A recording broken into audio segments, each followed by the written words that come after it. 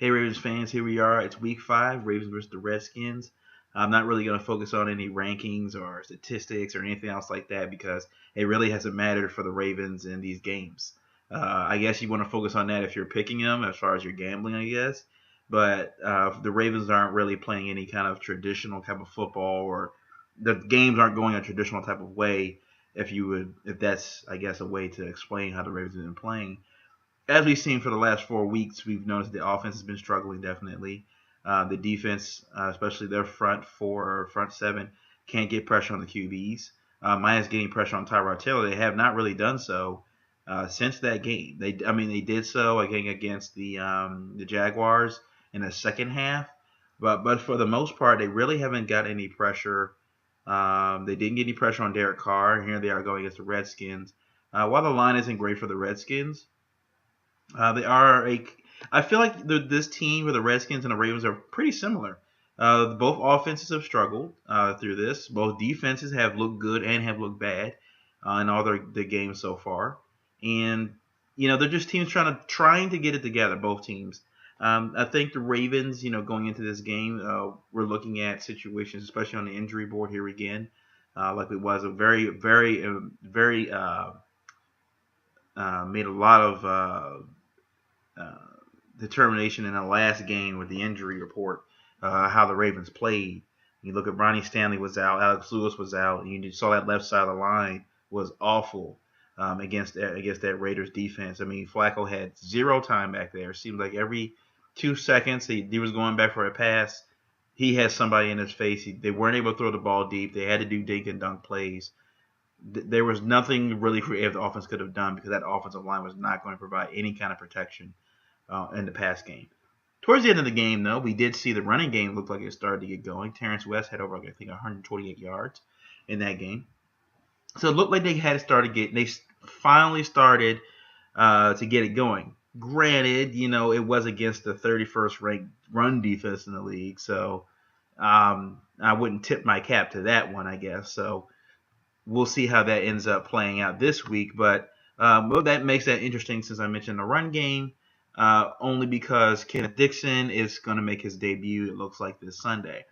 Now, he won't be the workhorse. I do believe Terrence West will be the number one running back. As we all saw, Justin Forsett got cut this week in preparation for Kenneth Dixon coming back. So you're going to have, I believe the order is going to be Terrence West, Dixon, and then Buck Allen is the number 3. I really see Dixon coming in for pass catching duty. I don't believe they're going to really have him out there for running behind the tackles as much. He made his fame at Louisiana Tech by being a pass catching running back, kind of like what Matt Forte was in Chicago. That's why I think in this offense he's going to thrive a lot better than Terrence West and Buck Allen would, only because he has that pass catching ability. Trestman has been waiting for that kind of running back he had since Matt Forte, since Trestman left to Chicago and now playing the Baltimore Ravens. He never really had that guy that could catch the ball out of the backfield. Now he's going to have that guy in Kenneth Dixon. So you may start to see get a little bit more creative, and maybe the offense will focus more centered around Kenneth Dixon when he's out there. I think the key for this game, definitely for the Ravens, is offensive line play. I think it all starts there for them on offense. If they have another game where they can't protect Flacco, they're going to have another long day like they did against the Raiders. Now, granted, they did play well and they had a chance to win the game, but when you got a quarterback that just came off an ACL injury, you do not want him to take that kind of punishment 2 weeks in a row. So I know they had to go in the film room, talk to their offensive line, like, look, guys, I know we're dealing with injuries early in the season, but you guys got to start stepping up. You guys want contracts come next season or whatever, you want extended deals. You got to play some football. Here we are again, with some injuries on the offensive line. Ronnie Stanley didn't practice all week. He wasn't in his walking boot, but is doubtful to play for Sunday. So they're saying Alex Lewis, who was the starting left guard, may switch him to left tackle. He did play left tackle while he was at, I think it was Arkansas, I believe, for his last 2 seasons there.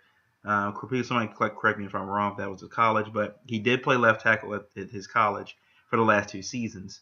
So it won't be a new position for him, obviously. He wasn't drafted at that position, but the Ravens had to shuffle things around. They're glad that he's at least back. They're hoping maybe Ronnie Stanley will be ready by Sunday. We shall see. Um, Another key factor for the Ravens in this game, trying to win.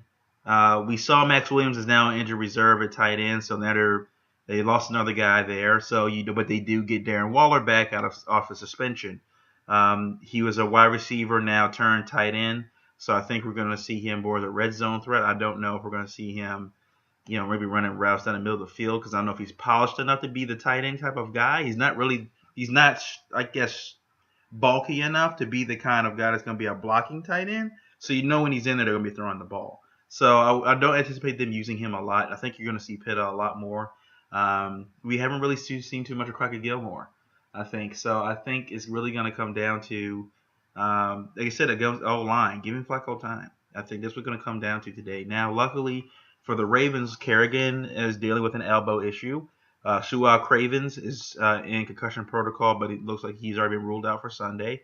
Bashard Breeland is going to be out, who's the other starting cornerback, other side of Josh Norman, and his backup is also going to be out for this game. So the secondary and their star linebacker, Sewell Cravens, rookie linebacker, are out this game. So that defense is now depleted. That's going to help the Ravens offensive line, I think, this week, even though Ryan Stanley may not play. It is going to help him, help that offensive line be able to protect Flacco. If they can give him 4 or 5 seconds, I think the Ravens are going to have a good day. Another one, like we always mention, is the run game. They can't wait until the end of the half, of whatever half it is, to start trying to get the run together. The Ravens, I think, like for anybody who's an old school football head, and I think I'm in myself, realizes that the team that puts 4 consistent quarters together of solid football is going to win this game.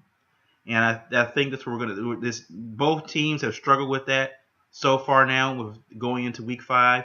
Both teams have struggled pitting 4 solid quarters together. Sometimes they look good in the beginning of the game. Sometimes they look good at the end of the game. But it's never throughout the whole game where they're like, okay, this team is rolling. This team has got it. This team is consistent. At least they're putting points on the board. They're scoring touchdowns. They're getting field goals, whatever. Their defense looks consistent.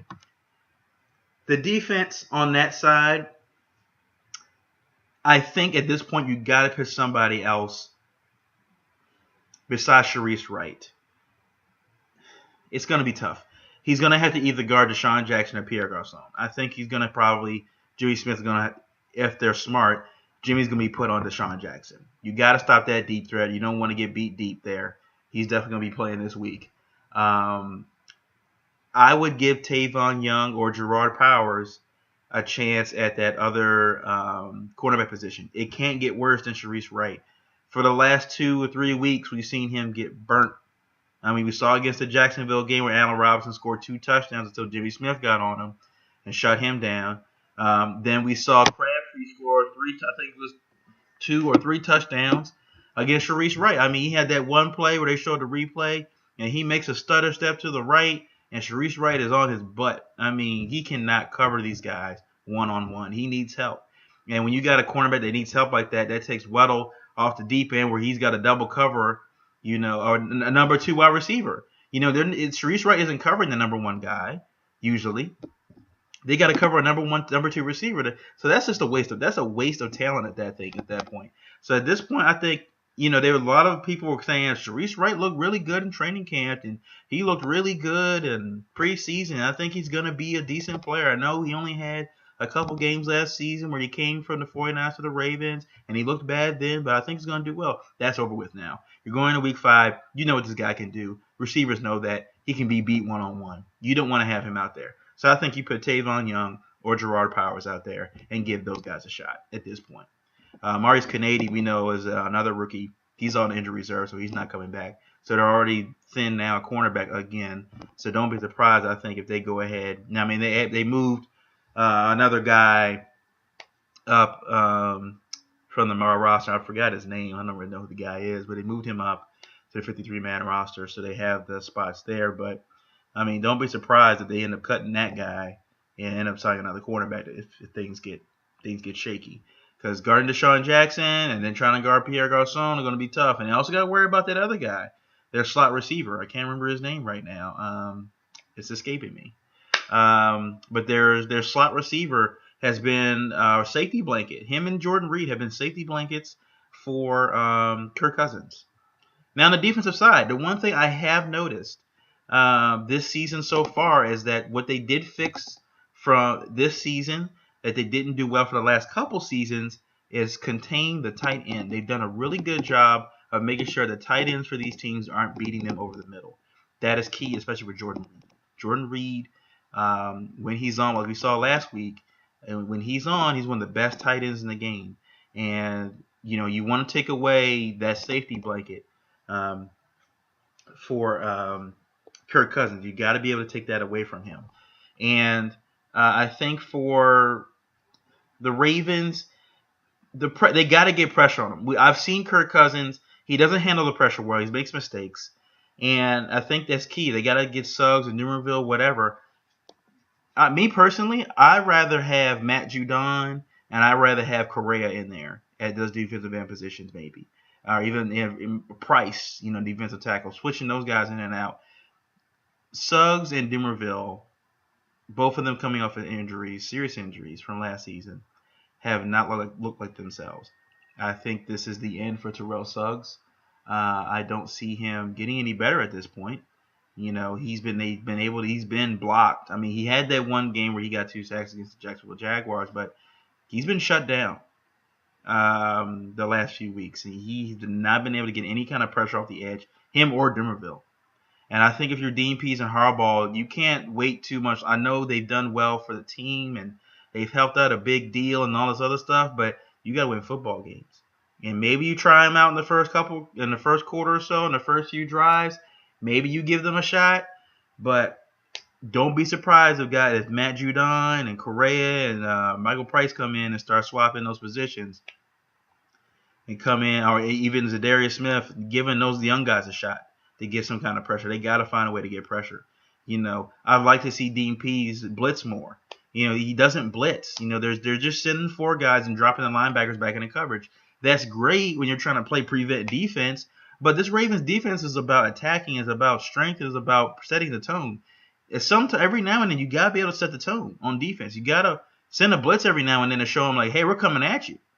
Send them, shake them up a bit, get that quarterback on happy feet, happy trigger finger, and he just throws the ball errantly and get an interception. The Ravens have done well getting turnovers this year.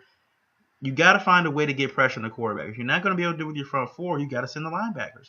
Send a safety blitz, cornerback blitz. You got to make it exotic. You got to make it less vanilla. I mean, he's playing this zone defense pretty much, and these guys are backing up, and the cornerbacks are playing 5 yards off of these guys, and the linebackers not even showing a blitz. Usually, sometimes they would go up to the line and show a blitz. They're not even doing that. It's like they're going back, and luckily Eric Weddle is back there, but I'd like to see more of that. I don't think we're going to get that at the Dean Pease. I think he is what he is at this point. I think he should have been let go a couple years ago. They got to find somebody more aggressive. Now, this is another thing I'm going to slip to real quick before I kind of get my prediction for the game. But Harbaugh made that critical call last week where they decided to take the yardage instead of the 4th down and making them kick a field goal. In that moment right there, he looked like an idiot because they ended up converting and then scoring a touchdown. So it looked like he was stupid. It looked like he made a very dumb call. He kept his defense on the field. I mean, even they did the wire thing. Suggs he's like, I'm pretty sure we're going to take the 4th down. And they didn't. I think he was shocked that they didn't take the 4th down, making them kick the field goal, making them earn the points. Harbaugh has had, you look at his coaching staff that he's been picking. Obviously, the Kubiak pick, I don't think was a pick for his. Remember when Kubiak was signed by the Ravens, Harbaugh gave Ozzie Newsome and Steve Bisciotti a list of coordinators that he wanted selected, offensive coordinators for that team. They picked no one from that list from what we saw. No one from that list was picked. They picked Gary Kubiak. There was some tension there between Harbaugh and the front office because Harbaugh thought Kubiak was going to be his heir apparent. That Kubiak was going to end up taking his job. Now Kubiak has gone on to Denver. They played well in Denver with a 7th-round draft pick quarterback, and now he's hurt, but Paxton Lynch coming in. They've done well for themselves with Kubiak at the helm. He looks like a very good head coach. Obviously, he had bad luck in Houston, but he looks like he's trying to be a very good head coach. And we're seeing that the Ravens organization, I think, is starting not to trust Harbaugh and his coaching decisions. You look at Dean Pease. You look at the coaching tree for Dean Pease. I think he was the assistant head coach or other defensive coordinator for Harbaugh's dad when Harbaugh's dad was coach at University of Miami, Ohio. Here he is now coaching for his friend's son in the NFL. He has, I think, he has allegiancy to him. Like, I don't want to cut the guy. He's my dad's boy. He helped me become a coach. I am. We're learning from him, so I'm gonna have him coach the defense. I think the Ravens organization is getting a little bit unnerved with Harbaugh's moves on the coordinator positions, offense and defense. I don't think they really like it. And I think the fans are starting to notice it. You're starting to notice this defense with Dean Pease is too passive. It's not aggressive enough. And this Ravens defense its hallmark has been aggressiveness. It's been hitting guys, knocking quarterbacks out, taking tight ends out over the middle, hitting with wide receivers, letting them know that, yeah, you come across the middle, you're going to get hit, you're going to take some shots. And that's not happening. And you're just not seeing that intensity that used to be there. When Chuck Pagano was here, you still saw it. A defense had that mindset because he was under the Rex Ryan guys and Marvin Lewis and those guys. And all those guys are gone now. Harbaugh has created a locker room where it's a bunch of guys where they're decent guys and they're good players, but they're not guys that are challenging Harbaugh. When Harbaugh, after that Super Bowl during the Super Bowl run, had that mutiny, was Anquan, Ed Reed, and I think Bernard Powell that led the charge where they saw the team, they had lost, I think, 3 or 4 straight games, and they saw the playoff hopes dwindling, and they had to make some changes. Harbaugh, at the end of the season, guess what happens? Gets rid of all 3 of those guys. Anquan goes to San Francisco. Bernard Powell, I think, goes to the Tennessee Titans or somewhere, and then Ed Reed gets released. You don't sign Ed Reed back. Harbaugh does not like players that challenge his authority or, any cause a kind of disruption. He wants guys that are decent football players, but are not going to be aggressive enough to challenge him. Suggs the only guy that's left that's like that. But he's got a point now in his career where he just wants, playing time, so he's not really going to say anything. And, the doghouse that he has and all that other stuff, I think at some point, while he's a decent head coach, if they have another season like they did last year with all the expectations of this year, with you got Perryman back and you had a coordinator in for the second year, you got some offensive talent, you drafted well on defense, it looked like. If they haven't to struggle again this year, I think Harbaugh's be on the hot seat. They weren't quick to fire Billick when he ended up getting Kyle Bowler. So we have to assume that Harbaugh's had that in the back of his head, that this defense is struggling. The offense is now struggling. Here we are going into week 5. He can't afford to have another struggling game. Another tight game where it comes down to the wire. Steve Bisciotti made it very clear that, that he wants a Ravens team that proves to the pundits and everybody else that, hey, this team is for real, that this team is better than a 9-7 record, that we can go 10-6, that we can go 11-3, we can go 11-5 or 13-3, whatever, that we can win our division hands out. It can be like, hey, this team can battle the likes of the different Broncos and the Seahawks and the Patriots and teams like that. And I think Ravens fans are like that too. We're tired of being that team that we're waiting till the end of the season, hopefully get in, and then maybe get our shot. We like to have those weekends where we're just chilling back, drinking a beer, and we're like, hey, the Ravens won today 30-14, or Ravens won 28-10. We like to have victories like that. Okay, but you're seeing that it's the inconsistencies, and that starts with coaching and works down to the players. This is a good football team. There's no reason they should be playing this inconsistent now going into week 5. They should have found some kind of groove by now, and they haven't done that. But going back to my predictions for the game, based on the injuries on the Redskins defense, I think it's going to be too much for the Redskins to overcome, especially if Kerrigan is limited. If Kerrigan's limited, you already got Bashard Breeland out. You got his backup already out. Josh Norman's going to be one-on-one with whoever, probably Steve Smith. So that's going to leave the other wide receivers open. You got your best cover linebacker in Cravens. He's out with a concussion. So I think at this point, they signed some guys, safeties, but, they've only had a week of practice, so they just getting used to the defensive scheme there. If the Ravens run the ball well, which I think they're going to do, they stick with the running game between Kenneth Dixon and the pass run, and Terrence West running the ball up the middle.